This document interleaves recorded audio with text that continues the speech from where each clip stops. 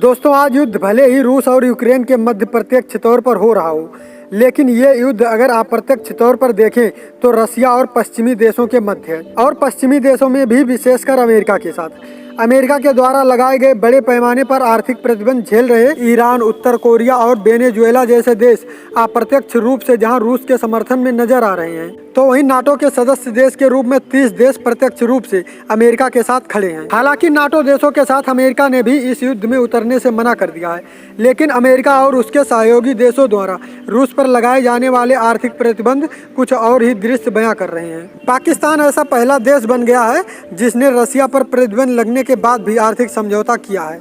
इसे भी पाकिस्तान का रूस को समर्थन मान सकते हैं। अगर चीन की बात करें तो चीन के लिए भी ये रास्ता कांटों भरा है, जिसे किसी भी निर्णय पर पहुंचना आसान नहीं होगा। ये सच है कि चीन के संबंध दक्षिण चीन सागर में अमेरिका के बढ़ते प्रभाव को लेकर पिछले कुछ दिनों से बिगड़े हैं, लेकिन यह भी सच है कि चीन की इकोनॉमी एक्सपोर्ट बेस्ड इकोनॉमी है, जो काफ़ी हद तक पश्चिमी देशों पर भी निर्भर है। अब अगर बात भारत की करें तो ये घड़ी भारत के लिए किसी अग्नि परीक्षा से कम नहीं है।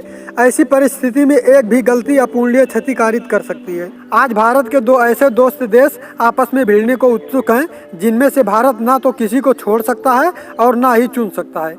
दोनों ही परिस्थितियों में भारत को नुकसान ही है। 90 के दशक या उससे पूर्व जहां रूस ने यूएनएससी में अमेरिका के लगातार भारत के भारी विरोध के बाद भी साथ नहीं छोड़ा, तो पिछले कुछ वर्षों में भारत की अमेरिका से करीबियां भी बढ़ी हैं। लेकिन जहां रूस एक भरोसेमंद साथी है जो किसी भी परिस्थिति में भारत का साथ नहीं छोड़ेगा, तो दूसरी तरफ है अमेरिका, जो अवसरवादी है, जो परिस्थितियों के अनुकूल कभी भी बदल सकता है। लेकिन वर्तमान स्थिति में भारत के लिए सामरिक और आर्थिक दोनों दृष्टि से ही दोनों देश अति महत्वपूर्ण हैं। अगर भारत वर्तमान परिस्थितियों में न्यूट्रल रहता है तो इसकी भी संभावना है कि भारत को विश्व के कुछ देशों की आलोचनाओं के साथ साथ कुछ प्रतिबंधों का भी सामना करना पड़े।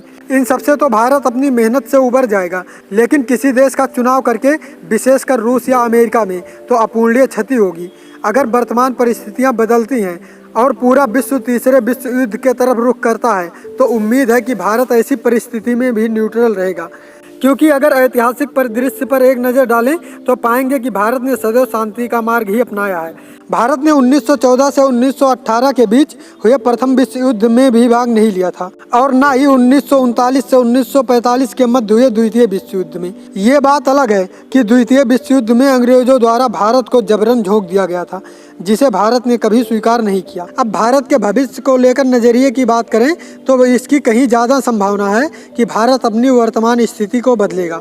भारत जहां विश्व शक्ति के रूप में उभर रहा है, तो ऐसी परिस्थिति में पूरा विश्व किसी भी विषम परिस्थिति में भारत की तरफ जरूर देखेगा कि विश्व के किसी भी विषय को लेकर भारत का स्टैंड क्या रहेगा, और ऐसी स्थिति में भारत को अपना एक स्ट्रॉन्ग स्टैंड रखना ही होगा। आपको वीडियो अच्छी लगी हो तो लाइक कर दें, और अगर अभी तक आपने मेरे यूट्यूब चैनल को सब्सक्राइब नहीं किया है तो प्लीज़ सब्सक्राइब करके बेल आइकन जरूर प्रेस करें। जय हिंद।